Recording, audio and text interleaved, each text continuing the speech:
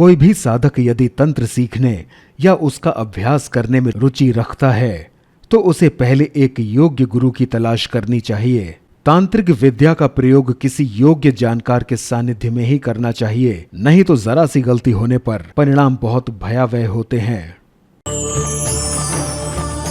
ऐसा तेज सिर्फ लक्ष्मी के आगमन पर ही हो सकता है। लक्ष्मी, अब आप अपने मूल स्वरूप में आने की कृपा करें। माता लक्ष्मी की, माता लक्ष्मी की। धन प्राप्ति के लिए सबसे शक्तिशाली लक्ष्मी मंत्र। सनातन धर्म में दीपावली का पर्व बहुत धूमधाम से मनाया जाता है। कभी तंत्र, कभी मंत्र, कभी ऋषियों और मुनियों के ज्ञान, कभी रोचक तांत्रिक कहानियां, यहाँ आपको सब कुछ मिलेगा।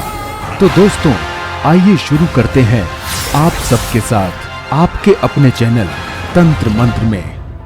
अब हम आपको धन और सौभाग्य की देवी लक्ष्मी से संबंधित वो 5 मंत्र बताने जा रहे हैं जिनका दिवाली की रात किया गया जाप आपके जीवन में चमत्कारिक परिवर्तन ला सकता है।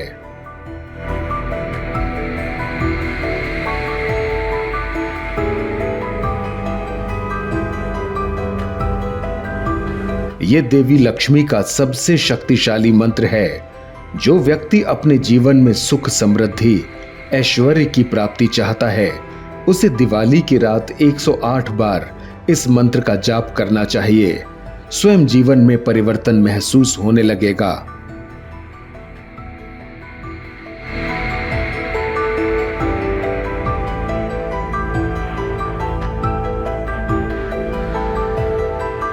देवी लक्ष्मी धन और सौभाग्य की देवी कही जाती हैं। अगर आपको अपने जीवन में सकारात्मक ऊर्जाओं को आमंत्रित करना है तो इस मंत्र का जाप 108 बार मध्य रात्रि में अवश्य करें।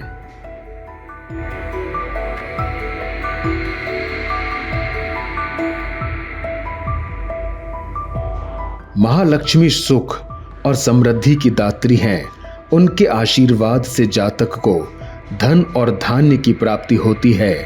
इस विशेष मंत्र का 11 बार जाप करना आपको शुभ फल प्रदान करने वाला होता है।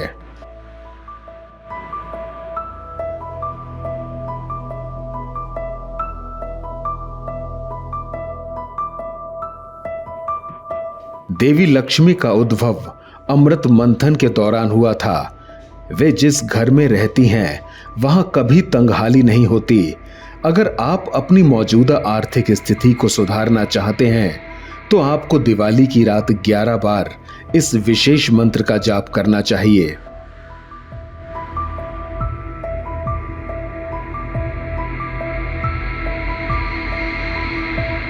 ये देवी लक्ष्मी का बेहद प्रभावशाली मंत्र है जो जीवन में सकारात्मक ऊर्जा के प्रवाह को बढ़ाता है। अगर आपको लगता है आपके घर परिवार में नकारात्मकता का वास है तो इस विशेष मंत्र का जाप आपके लिए फलदायी साबित हो सकता है। वीडियो अच्छा लगे तो वीडियो को लाइक, शेयर और चैनल को सब्सक्राइब करके बेल आइकन को प्रेस करना मत भूलिएगा। वीडियो में आगे बढ़ने से पहले अगर आपको भी तंत्र मंत्र से संबंधित कोई जानकारी चाहिए हो तो कमेंट बॉक्स में जरूर लिखिएगा।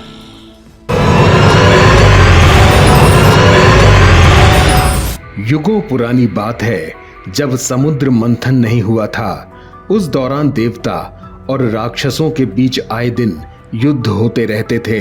कभी देवता राक्षसों पर भारी पड़ते तो कभी राक्षस देवताओं पर। एक बार देवता राक्षस पर भारी पड़ रहे थे, जिसके कारण राक्षस पाताल लोक में भागकर छिप गए। राक्षस जानते थे कि वे इतने शक्तिशाली नहीं हैं कि देवताओं से लड़ सकें।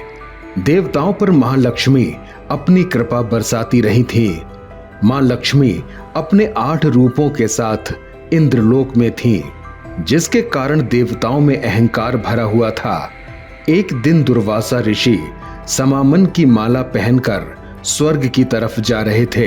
रास्ते में इंद्र अपने ऐरावत हाथी के साथ आते हुए दिखाई दिए।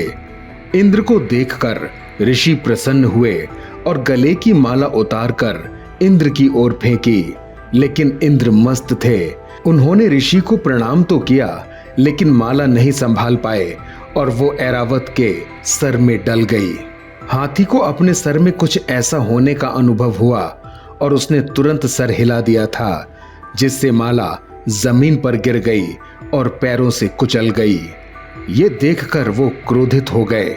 दुर्वासा ने इंद्र को श्राप देते हुए कहा कि जिस अहंकार में हो वो तेरे पास से तुरंत पाताल लोक चली जाएगी। श्राप के कारण लक्ष्मी स्वर्ग लोक छोड़कर पाताल लोक चली गई। लक्ष्मी के चले जाने से इंद्र व अन्य देवता कमजोर हो गए। राक्षसों ने माता लक्ष्मी को देखा तो वे बहुत प्रसन्न हुए। राक्षस बलशाली हो गए और इंद्र लोक पाने की जुगत भिड़ाने लगे। उधर लक्ष्मी के जाने के बाद में इंद्र देव गुरु बृहस्पति और अन्य देवताओं के साथ ब्रह्मा जी के पास पहुंचे।